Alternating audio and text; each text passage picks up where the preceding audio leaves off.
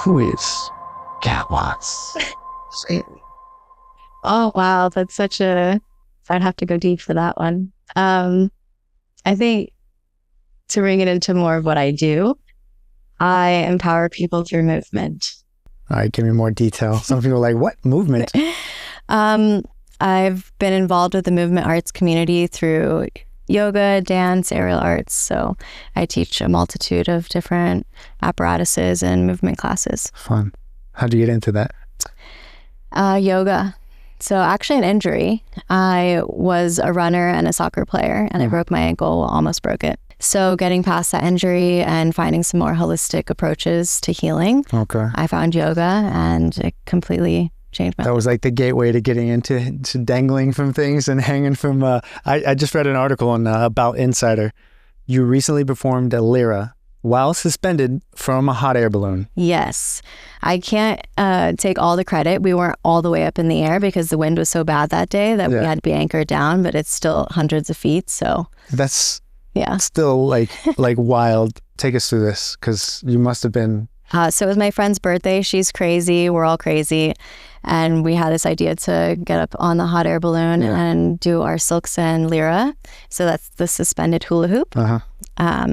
It's a hard metal apparatus, and the fabric just hangs. Because it was so windy, we couldn't do much on the fabric, but we were able to perform on the Lyra. I feel like the scariest part wasn't once we're finally out there and on the apparatus, then I was fine. It was like in the build up. Yeah, the build up to it. I mean, the excitement getting up there and then finally having to climb over the edge was where I was like, okay, this is real. You made it sound like you guys didn't plan this like months and ahead of time. We didn't. It was like on a whim. It sounds like this was just like a random like, Tuesday. Who wants to do this? You're like, let's go do this. Let's go do this. Oh my gosh. That's awesome. Yeah, flew out to California and we got up there. That must have been a really stressful situation. It really wasn't. It was like a bunch of fun, carefree people, and we were prepared as in safety. We worked with a really great team of people who do all of the rigging. So they found the hot air balloon company who was willing to work with us, and they set all of the ropes up. So we get hoisted down off of the side of it, like we're always cabled in. So it's not as... It still sounds scary though. I've done rides that are only like 10 feet off the ground and I'm freaking out. Hundreds of feet off the ground. It was fun. What, take us through that morning you wake up, go through your morning, how you're feeling, what are you thinking? It started to hit all of us when we were having our tea and coffee. We're like, wait, this is happening.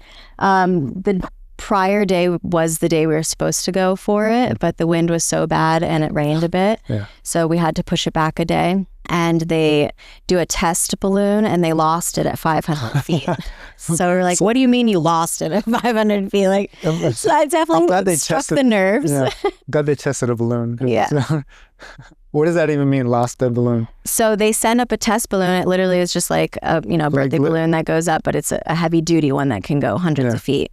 And when the wind is so bad, they'll literally lose sight of the balloon and it just gets legit whipped away. Legit Lose it. So that's when they know it's not safe to put up the regular hot air balloon with people on it. That sounds like an archaic way of testing. Okay, we're just going to throw this balloon up, and if we lose that's how it goes. Then we're like, it's not good to use. Wow. So really, inspiration for this idea was, let's just do something crazy. Let's do something fun, something different. Something fun, something different.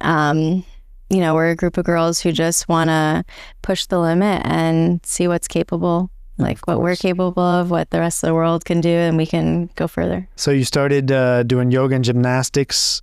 And when did you know, like, for sure you wanted to be an aerial performer? In my early 20s. So I started young as a dancer, soccer player, gymnast as a kid, and I was really lucky to be exposed to all of these different movement modalities. And I was really active through all of my schooling too, on different teams and whatnot. And I didn't really think I was going to make it my career until college. And I realized, let me make some side money and become a yoga instructor.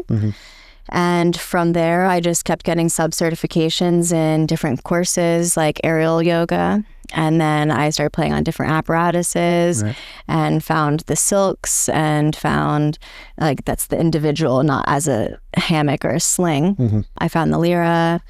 That's a hula hoop. That's the hula hoop that's hanging. Yeah, it's a hard. Either it's solid steel or it's hollow. It could also be aluminum, but it's a hard apparatus, so it's not like a regular hula hoop. That was steel, the one from the hot air balloon. That was something like it doesn't break. It's not something that bends or gives way or anything. No, it's got to take a lot of force, like over 5,000 pounds of force to break that. You talk about this idea a lot about it, like embodiment with students and embodiment in the movements. Like, explain what does that mean in this context? I think being your authentic self and being able to like really feel the passion, the love that you have for these different movement arts, whether you started them as an exercise or you got into it just for something fun and you started getting, more explorative with it. You really have to step into the emotions, the feelings of what you're doing. And then that's where you really find the next chapter of them, where you get better and you excel and you start to find the flow state, I like to call it. Have you ever done acting? A little bit. In college. That's very much like acting about. Yeah, I was in drama in like high school and college. So getting present, getting into the character, fully. Just being, you're there. You have to be confident, you get the nerves out and you just got to walk on stage and do it. So there's like a level of authenticity that you need to have about just 1,000%. Is there a self-awareness that needs to happen then to be authentic, to where all the masks and the shields just drop and you're you doing that performance? For sure. I mean, I found that confidence to speak in front of large groups of people through teaching and then eventually through performance art. And I was doing different competitions for aerial arts and pole dancing. So it just kept growing.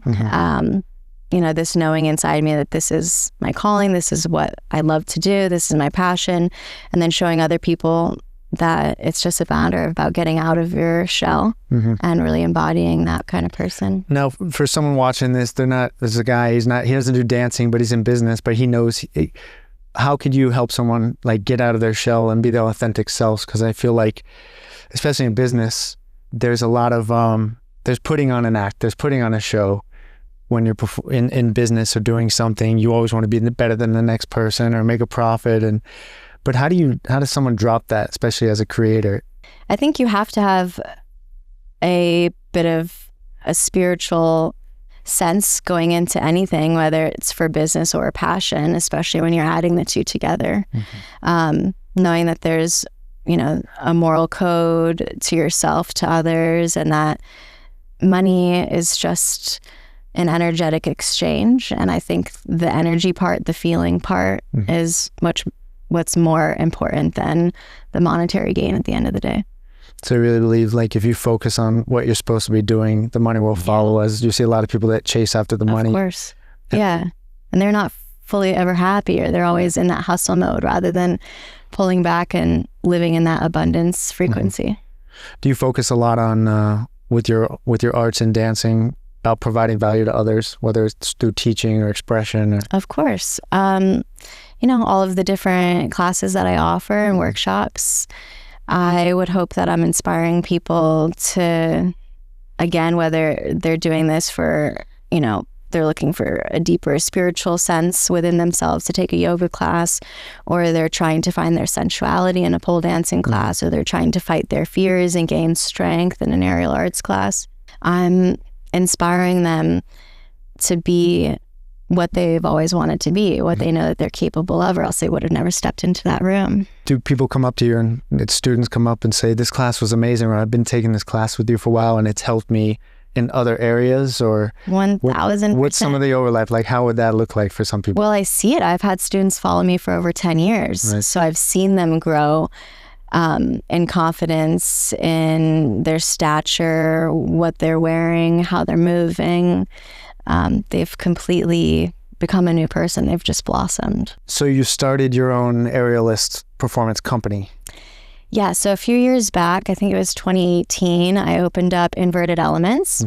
And I recognized that to be a professional aerialist within our community, I needed to put myself out there and go to different nightclubs, different adult entertainment industries, private parties, bachelor parties, birthday parties, and showcase myself and other fellow performers within the community that we have talent that's worth what they are willing to pay for it, So in the beginning, it was just me, with the whole concept of invert elements and creating this entertainment company. And then throughout the years, I've had some friends help me, whether they were fellow performers or just people who are really good with marketing, like our good friend Jessica. Yes. So it's grown, and I've realized that it's not just a matter about gigging and getting all of these side jobs and that hustle, that I want to bring this kind of education and performance art to the online community.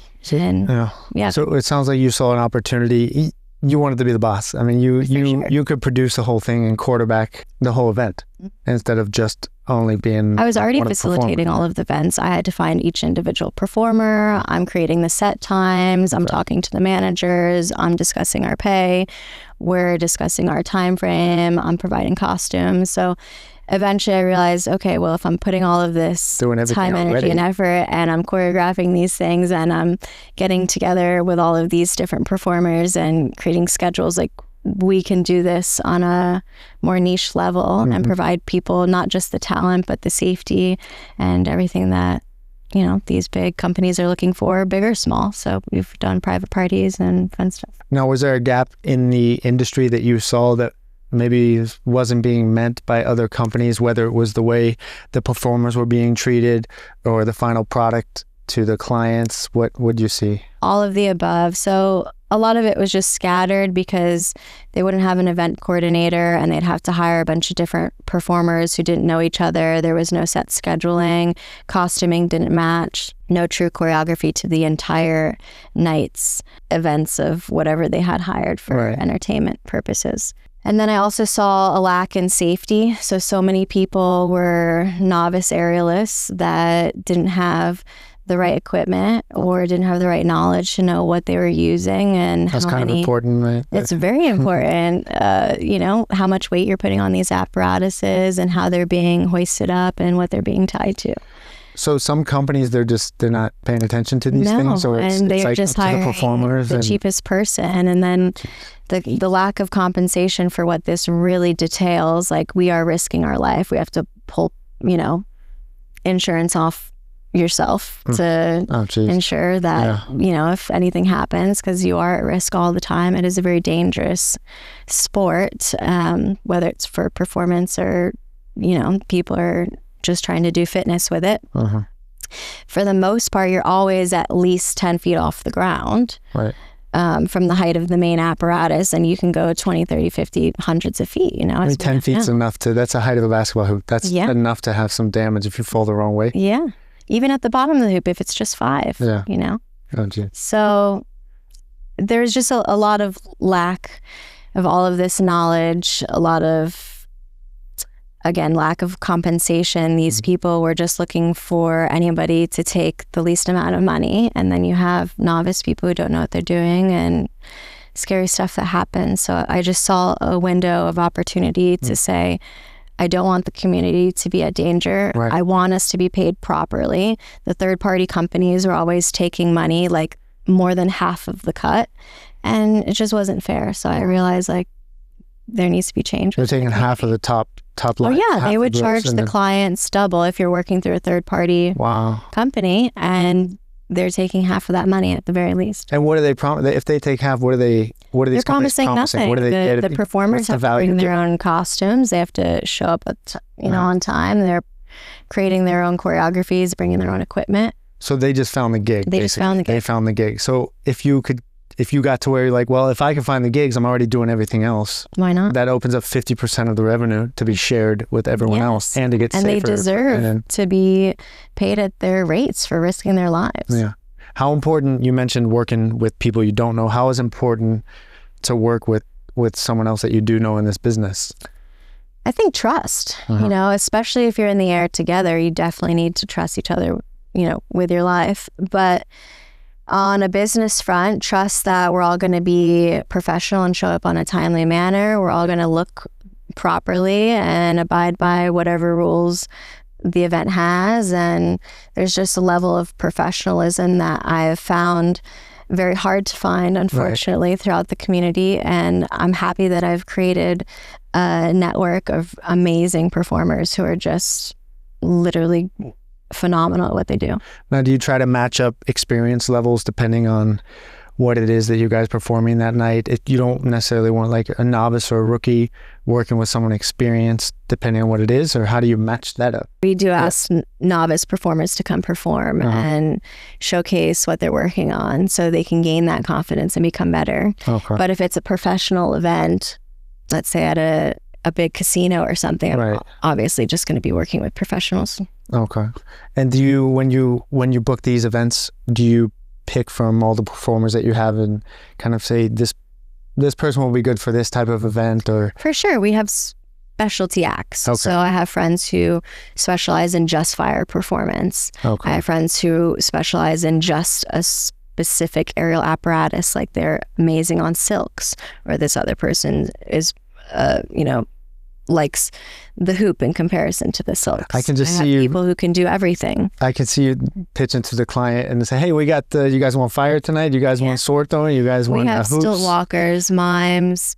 So the whole works, everything. Yeah. It's like a menu of, for sure. Is this circus? You call it circus, or what is it? Yeah, we're basically a bunch of people who ran away and wanted to join the circus. I love it.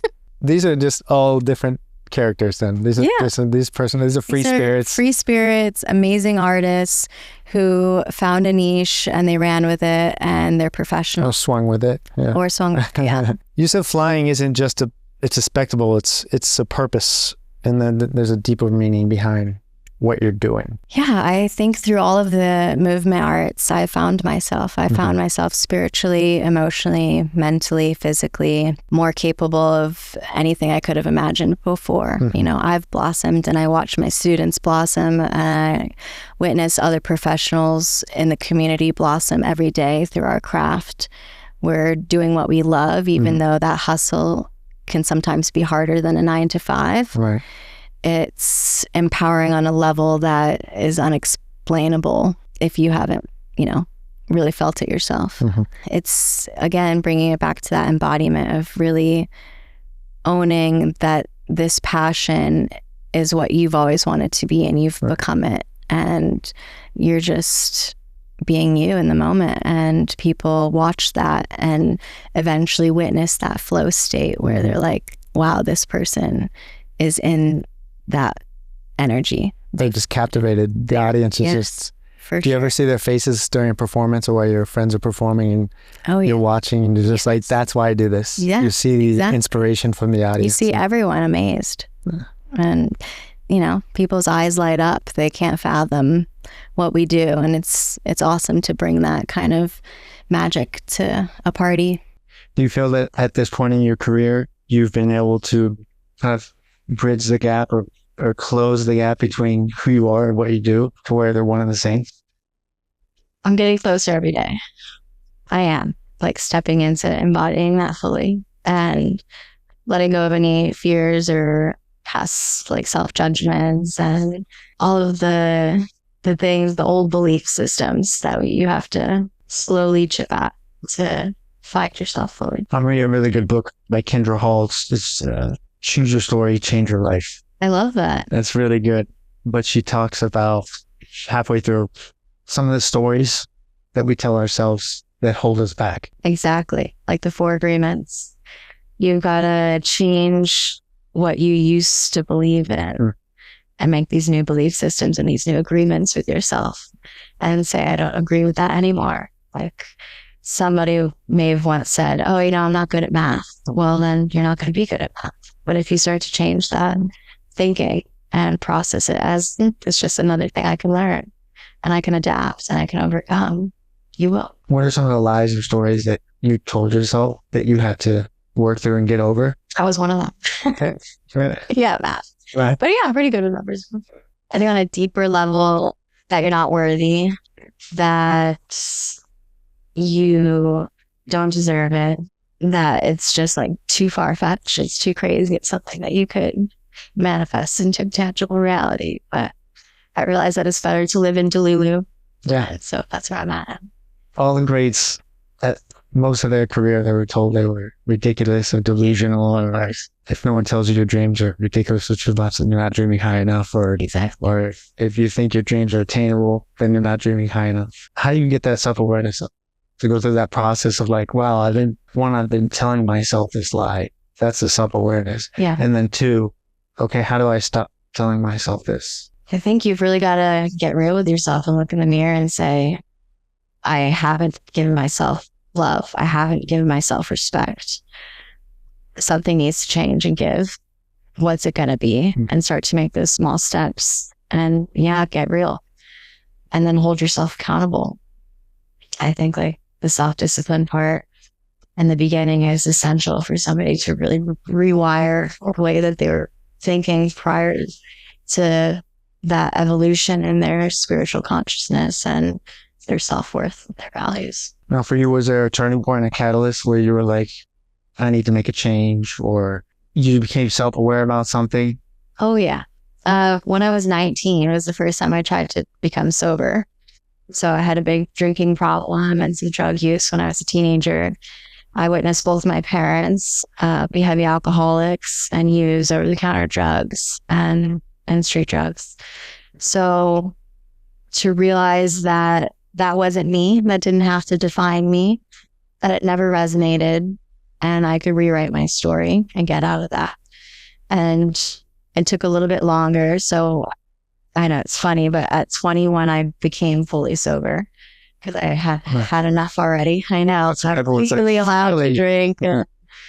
I'm over it. But so that was the case. I got 2 weeks in after my 21st birthday and woke up really hungover and decided this is not the life for me anymore. So I had to make some serious changes. I went cold turkey. A year's time after that, I realized, I can have a little fun, and marijuana was my just let me take the edge off and test out to see if this is like a gateway drug or if I can manage some of that stress that I was dealing with and do it in a proper way. And, it took some time, but to try to, instead of allowing these substances to use you, like you utilize them. And one of my friends in the spiritual community said to me one day, like, have you ever thought about smoking weed as more of a ceremonial thing instead of just like part-time getting high drug use? Or what would that look like, ceremonial? Like, I think just be conscious of it. Like, this is a plant. It's also a medicine in other cultures, in our culture, and we're finding so much research on that. And to utilize it as such rather than to abuse it. So, I'd be lying if I say I'm not an avid smoker and I'm not always conscious of when I'm doing it, but have that awareness that you should be. And any substance, even if it's coffee in the morning, should not be controlling your life. You should always be in control and be utilizing these things as tools rather. Was there anyone when you were younger who played a role in really influencing you positively and helping you get on the path that you wanted to get on? Yeah, my godmother and my mom were huge influences in my life. They were both strong, independent, single women who were very highly educated. They worked for the Broward Teachers Union, so they were in the educational system and would go to court representing other teachers in need. So I was very influenced about education being super important, having morals and values. We would be out picketing on the streets, very politically in the know. And they were just really strong women. Unfortunately, my mother kind of succumbed to the American opposite of the dream, where she got addicted to pills that were prescribed to her. She started drinking on an everyday basis, and the mixture just took her in a wrong direction. So as strong-willed and brilliant as she was, both parts of her, even the one that, was severely depressed and, ended up dying as an alcoholic, I learned valid lessons from both, when she was a phenomenal mother, and then also when she was just weak. And I realized that that's not something I ever want to deal with in my life. So I realized I had to cut it out early. And I'm super strong that I never thought it was going to be a forever thing. I thought, okay, let me get to 1 year. When I got to 1 year, I'm like, that was quick. Okay, 3 years, 6 years, 10 years. It's been 14 years now. Wow.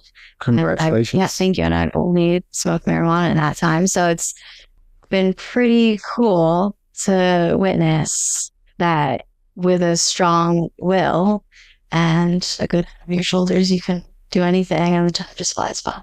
Now, do you have a good community around you? I would imagine with the community you're in and the aerialists and yoga, because doing anything like that, staying sober for 14 years or doing anything grand in life requires community and accountability and others around you.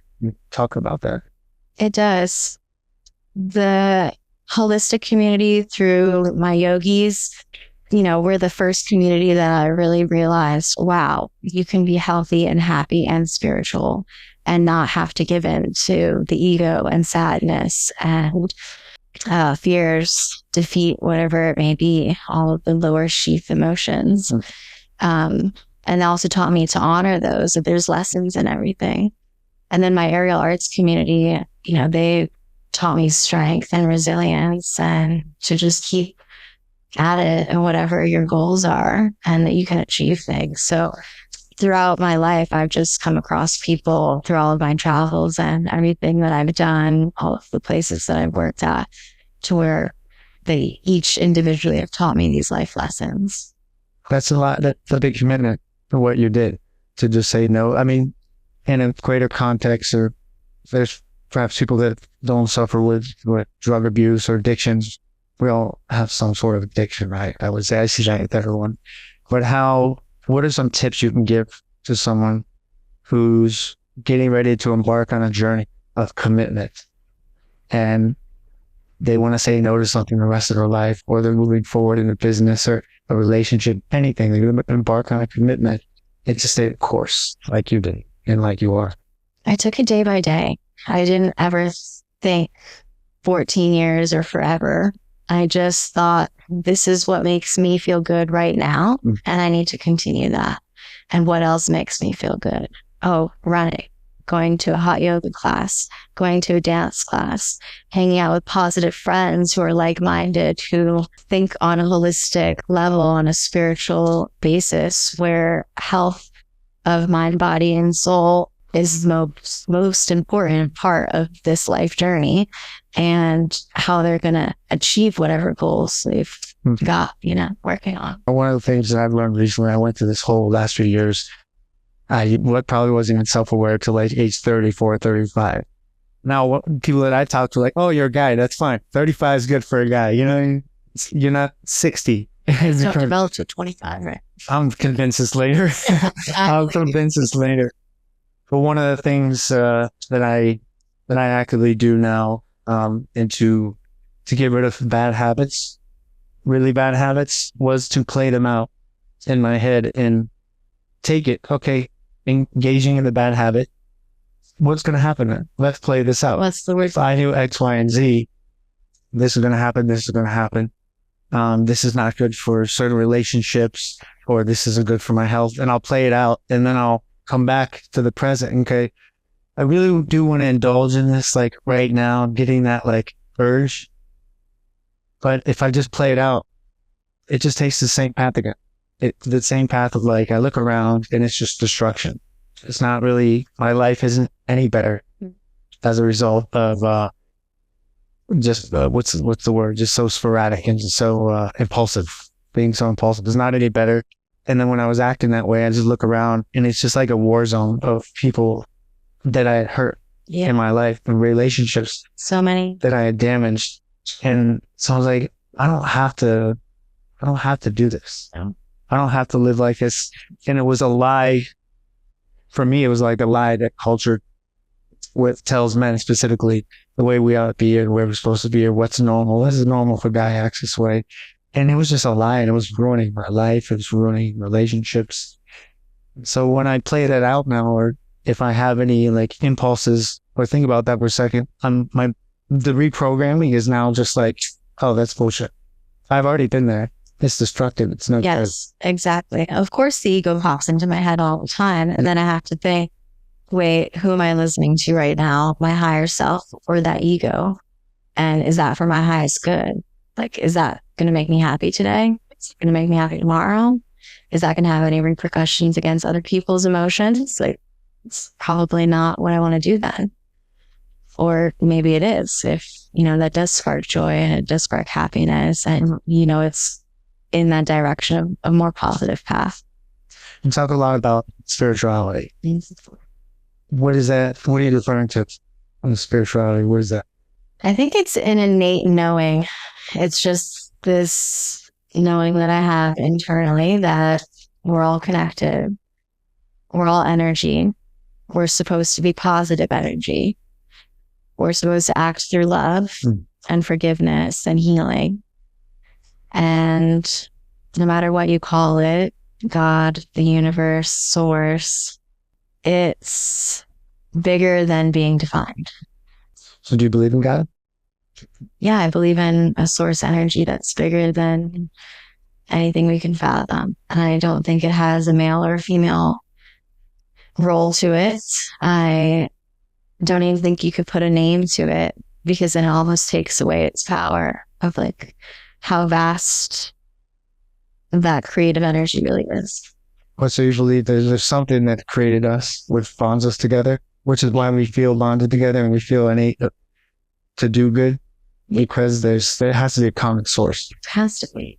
And, just the same, I believe in aliens. Like, we can't be the only ones out there. We're one single universe. There's thousands and thousands of planets, and we're just a little speck. So it's interesting that we stumble upon certain people throughout our lives, whether it be in another country, and like all of the degrees of connection that could happen, and every lesson that we've learned, like, it's all for a meaning. There's always a silver lining, in my opinion, and there's some connection somehow. Do you believe in fate?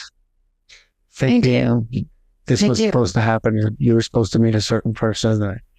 Yes, I definitely do. I also believe in free will, though. So I believe that if somebody were to not be acting in their highest good and listening to that higher self rather than the ego, that they can go in the wrong direction and they can leave this place unfulfilled and not happy. Like, I witnessed that with my mother, to where, her soul just didn't get to accomplish what it wanted to or needed to. When you say free will, are you saying that you believe that we have a choice? We can choose between two paths? Consciously choose? Consciously, yeah. I don't believe it's just two. I think there's an infinite amount. Yeah. Do you think when people embark on addictions, do you think at some point they can choose, or do you think it can just be they almost don't have a choice? Do you believe that? Because you hear some people say that. I heard, what's his face that just passed away from Friends like a couple of years ago. And he was saying, like, I don't have a choice. If I take one drink, I cannot stop drinking. Yeah. I've dealt with addiction firsthand in my family, through other family members and my immediate family members. And yes, do I think at a certain point you can be too far gone? For sure. It's not that I've given up hope on them, but it's that if they allow that sadness and that ego to come so far into, whether they go towards like the angry side or the deep depressive side of it, that they get blinded and they've just put so many masks on and so many layers that they've attached themselves to that identity. Right. And I don't know if they're even on that conscious level to want to get away from that anymore. And some of them know that they want to and need to and should, but it's just such a stronghold for them. That resonates with me a lot. You said attach yourself to that identity, because you actually identify with your sin or what you're bringing bad in the world. You think it's part of your. And the scary thing, this was what I was experiencing, still do at times, is when I remove the bad habits and the sin that I was living in my life, I don't know who I am. There's like a new person. And I'm like, okay, because I resonated with those habits so much. Like that was my identity. So you get rid of the habits and your identity goes. And so over the last few years, I'm like, I want to say like a 36-year-old, 37-year-old going through an identity crisis. Like, okay, who am I? And I remember Matthew McConaughey watching an interview with him, and he talked about like when you're younger, you have no idea who you are. It's better to work in reverse. Who do you not want to be? Exactly. What are the things you want to shed and not want in your life? That's, to bring it back to that question earlier, I think that's what I had to do to compartmentalize in my brain to rebuild myself and say, well, I don't know who I am yet. I don't exactly know what my purpose is or what I'm meant to be, what I'm meant to do. But what I do know is what I don't want to be. And that's where, those hard life lessons came in handy, because I saw the actions of my parents. I said, well, I'm not going to live a life like that. I saw the actions of my friends. I said, I don't want to get into that. Right. And then you start to shape that and process of elimination and really start to find yourself and find your communities. And, it's tough because I still feel very isolated. I think once you reach that like spiritual awakening, you have to shed a lot of old connections to get to the next level. And then you'll have to do it again and again. So you're constantly rewriting that story of who you are and to not be afraid of the unknown. And, that's probably what held me back the longest at the beginning, to be afraid of putting myself out there because I didn't really know just yet, but I know. Do you ever feel like as you progress as a human and a person and in your career, do you ever get the imposter syndrome? Like, this isn't really me. That old person, that's who I really am. I just go back and. Oh no, for sure. Imposter syndrome slightly, when you're surrounded by other phenomenal professional performers, or entrepreneurs, like-minded people, or just killing it. Sometimes that's intimidating, and you're like, oh man, I need to get on this shit. But I don't ever think, oh, I want to be the person I was. Like, I've known that I've completely grown out of that. I don't ever want to hurt people again. I don't ever want to make those mistakes or succumb to fear or addictions, any kind of part of me that I knew I needed to shed, like that is gone. What's the most breathtaking place that you ever performed? In total, because I've performed outside of gorgeous weddings and whatnot, but I think more so for the overall environment and energy would be, I was on the House of Yes parade float and I did Lyra during the Gay Pride Festival March in New York City. So this year? No, this was a few years ago. But yeah, that by far was like one of my best moments of just being around a bunch of people who are so fully authentic, embodying who they want to be, who they are, not being afraid of it, parading it to the world. Mm-hmm. And yeah, just being on a float, doing what I love to do. How do you stay present like in a moment like that? I mean, you have to survive and not fall in what you're doing, but then you're almost like you're the spectacle, but at the same time, you're watching the spectacle. Yeah. So you have to stay focused. And there's hundreds of thousands of people on either side of you while you're going down the parade. And then there's other performers on the float. There's other performers walking around and dancing around the float. So it was all collective. Yep. Exchange that was just so much fun and so vibrant to be a part of. How many tattoos do you have? I can't count. Definitely over 30 now. I'm getting ready. I've been saying this for 2 years since my son was born. I'm getting ready to break the seal. Okay. Fun. But like I said, I have some slight addictive behavior. So I know when I get one, I already have 5 ideas. Okay, good. Just so you know that will happen. It will. That's what everyone says. Fun fact, I used to tattoo. Oh, I saw on Instagram. You don't do it anymore?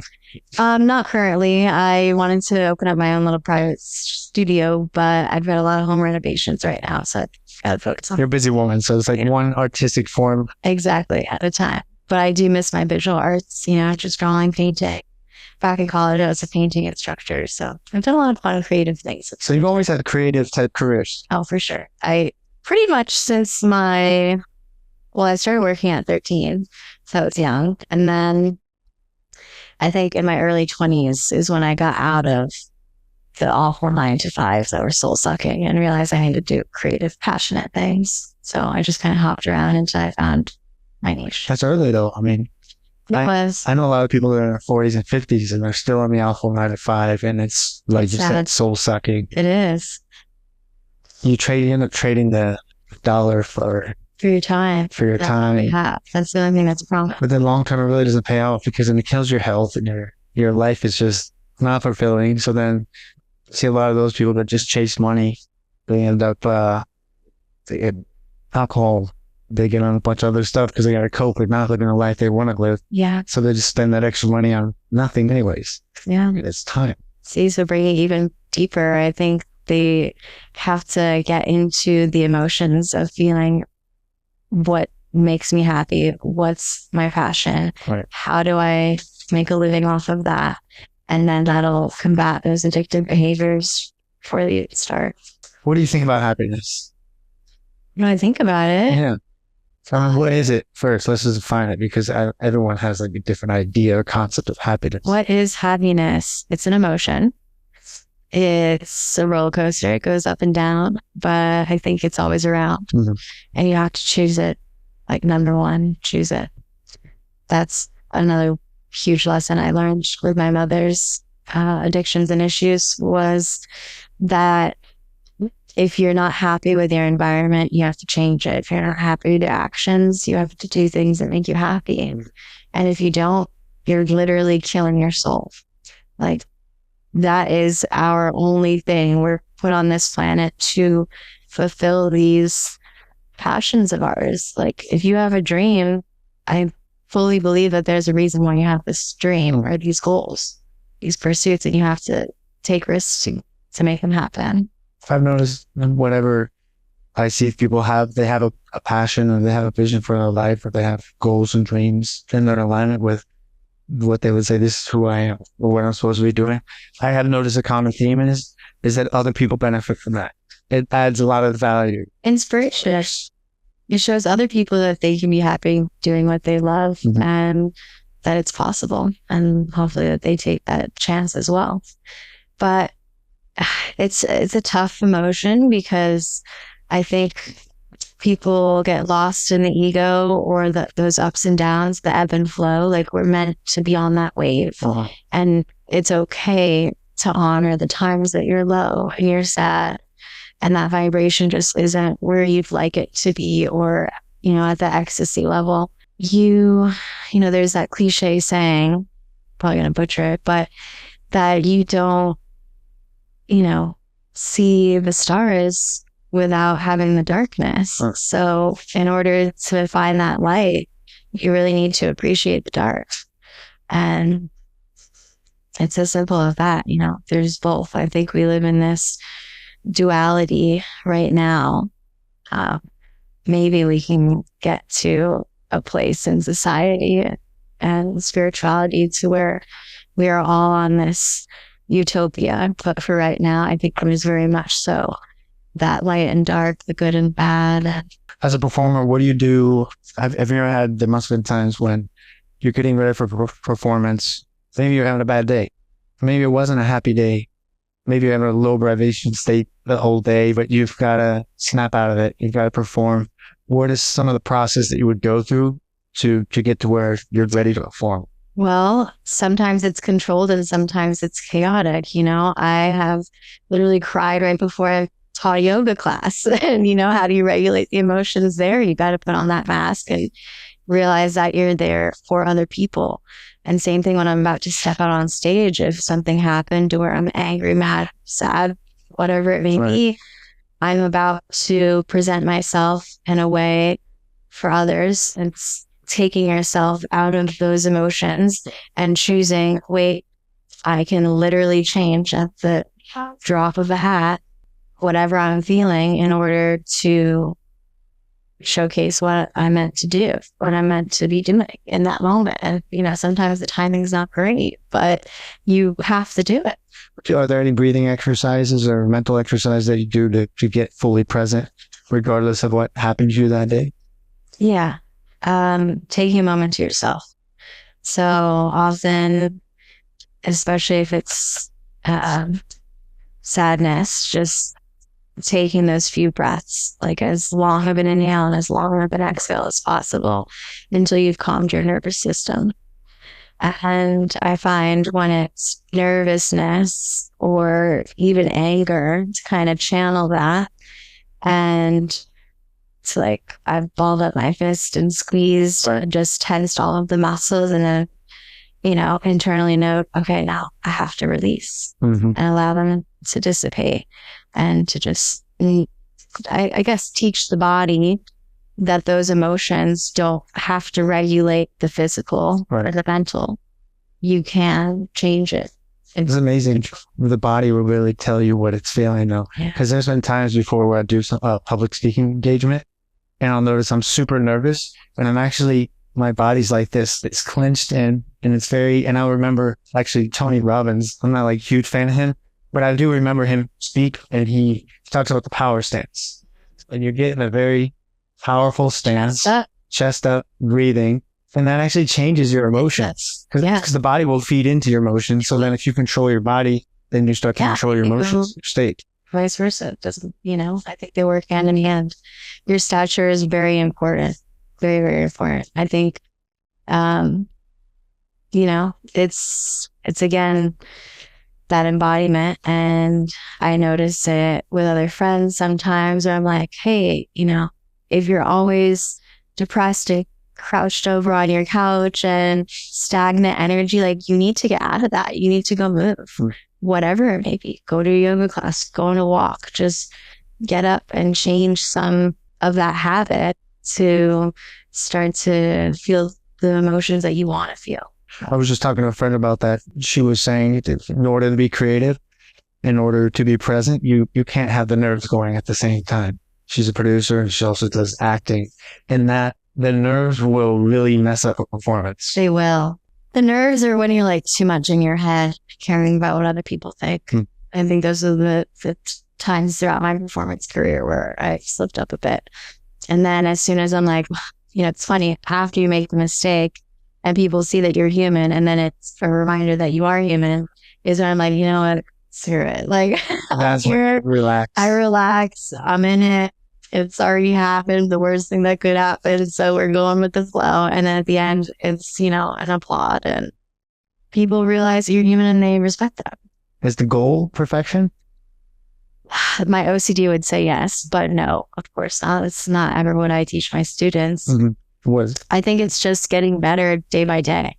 Like, you've perfected the person who you were yesterday, and you're better in whatever sense that may be, whether it's spiritually, physically, you're working out, you're trying to get better at a certain hobby. You're just, continuing to be consistent to that commitment and to honoring this brings me happiness and joy. So I need to continue doing it, because the second you stop that is when I think you fall back into those old mindsets and patterns. Have you read James Clear, Atomic Habits? I haven't. You would love that. Okay, well, give me a list. One of my biggest takeaways from that is about goal setting, and how he goes on a rant for like 2 chapters about why goal setting is a bad idea, and to not set goals, and what you should really do. When we set goals, we focus on a future event, something that we want to in the future, and we're just focusing on that. And he argues, James Clear, what we ought to do is we ought to focus, and the goal be what is required to achieve that. Yes. And the goal is to do what is required every single day to achieve that, and slowly we'll move towards that instead of just putting the focus on that. I believe in that as well. Because if you focus on that outcome, and in your mind, you're only thinking about getting that outcome in a certain way, right, you're limiting how it can come to you. Right. But yeah, again, if you're not on that right frequency to accept it, then you might go a different path of what you want to do. Not that is a bad path or the wrong path. You know, I think where everybody ends up is where they're meant to be to learn those lessons. But I think it could be easier. Yeah. I don't believe in this struggle that you have to fight to become successful. That you have to put all of this, you know, hard work, and it'd be so stressful. Like, it doesn't have to be that. Of course, you need to put action into what you want, but it can be fun and free flowing and kismet.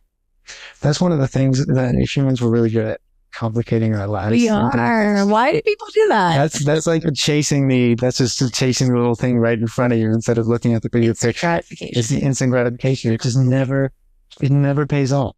And we know it doesn't. And I think as you get older, you're like, all right, I'm not going for the cheese. Exactly. I'm not chasing the cheese. Yeah. I know where it goes. But then, you know, sometimes doing the right thing, let's say, it's kind of boring. It's just like so then you have to kind of redefine, well, what is fun now? Fun needs to have a new definition, and it needs to be redefined. Like my personal story, my example is hanging out with my son and my wife. That is like, you know, before I was married, fun had a different definition, but now just like seeing my son play in the house with his little train track and his toys, or just saying "Papa" and calling for me. Like things like that I'm getting emotional now. It's just like, that's the best stuff. That's the gold right there. That's priority shit. Yeah, that's fun for me to see my son having fun and joyful. It's just, it just brings tears to me always. Incredible. It's amazing. And then you're going to instill this new knowledge in him, and he's going to learn it sooner than you did. Yes, that's what I always tell Maida. I'm like, my son is going to be like, by the time he's 15, he's like ready to go. He's not going to wait. He's not going to be 35 dealing with the things that I put myself through. What's one thing that performers do that the public doesn't even realize that you guys have to deal with or go through? Oh, there's not just one thing. I think, like, on a performance level, just the strength and dedication that's truly required. It's a lot of calisthenic work, so meaning you have to be able to hold up your own body weight, especially for the partner work that I was doing for the last 2 years with my old team on the air asylum.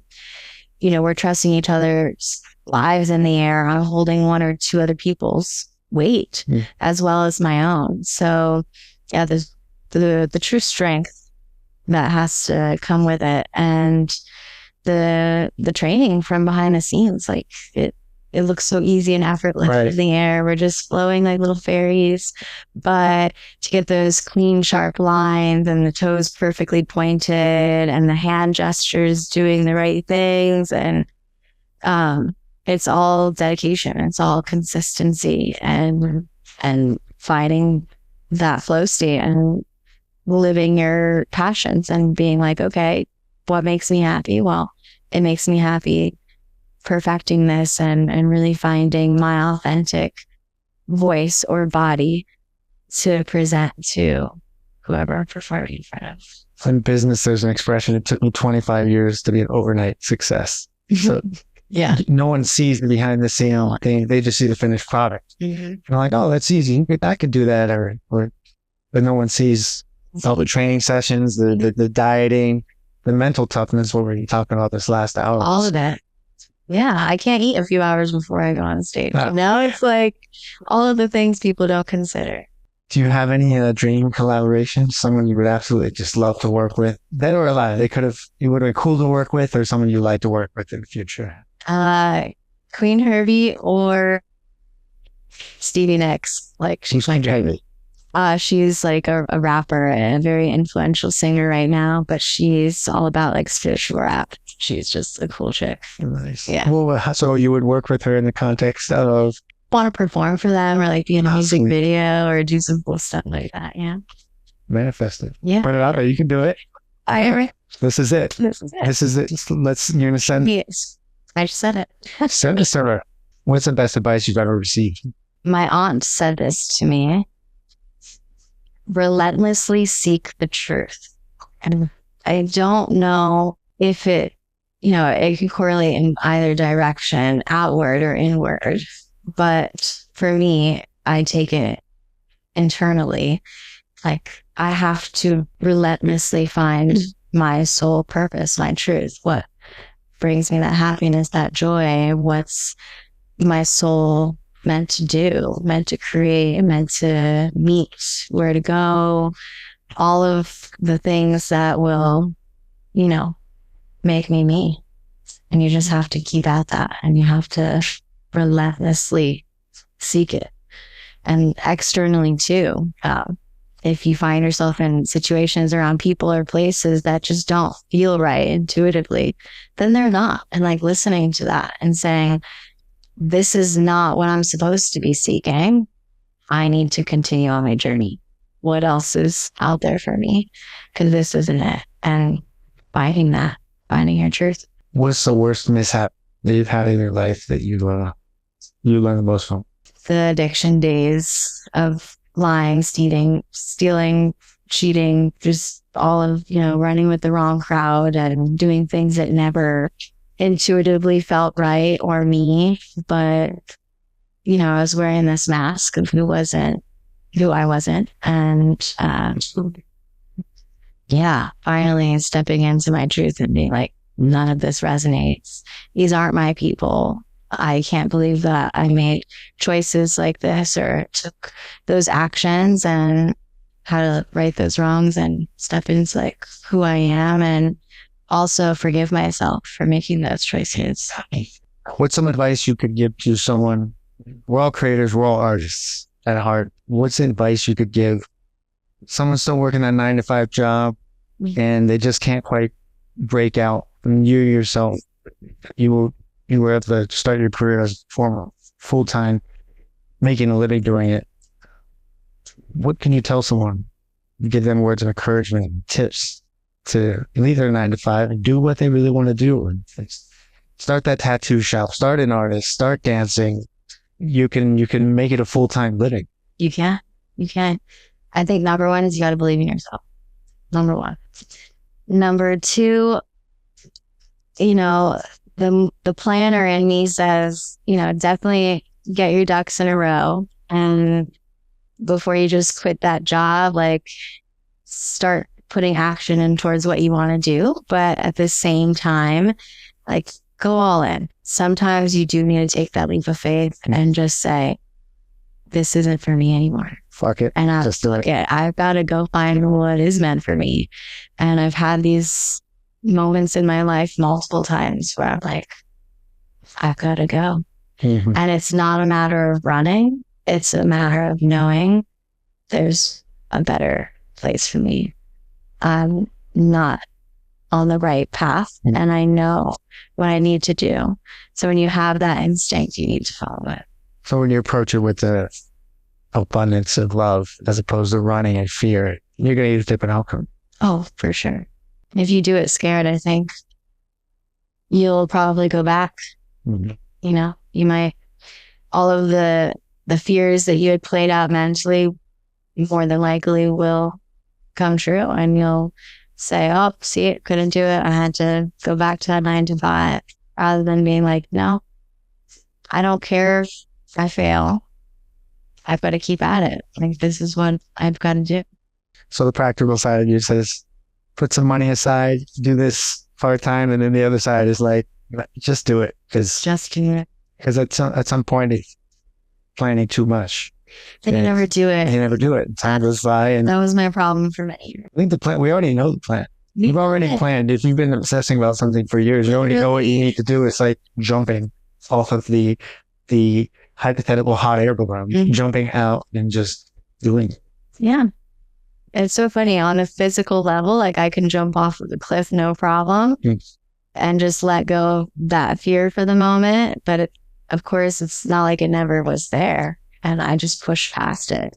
But when it's on that deeper level of believing in yourself, knowing your worth, saying, I deserve this, I'm worthy of love, for success, wealth, my own successful business, whatever it may be, and sticking to that belief system. Because if you truly rewired your brain, now you know that is inevitable. Like, you will reach those goals. You will attain those things because you know what you're meant for, and it's not what you were experiencing. Do you have an internal or external locus of control? I think it's both.